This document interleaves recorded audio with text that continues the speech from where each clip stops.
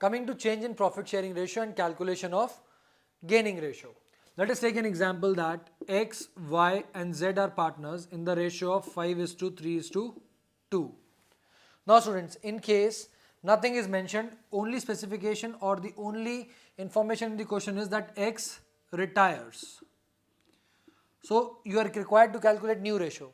So in this case, since nothing is mentioned, just remove the share of X. That means the new ratio would be 3:2 for Y and Z. And the gaining ratio would also be same. GR implies gaining ratio. It would also be 3:2. That means in case nothing is given, just remove the share of the retiring partner. The remaining ratio would be continued among the remaining partners and that would be equal to your gaining ratio.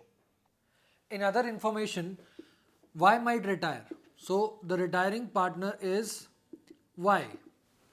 Since Y is retiring, that means X and Z are continuing partners. So in lack of any information, the new ratio for X and Z would be 5:2. And this would be your gaining ratio.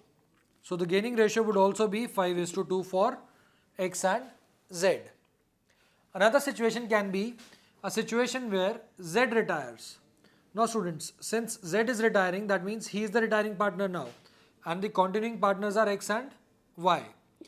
In lack of any information, the continuing share of X and Y would be 5:3 and their gaining ratio would be 5:3. So that brings us to a very simple conclusion.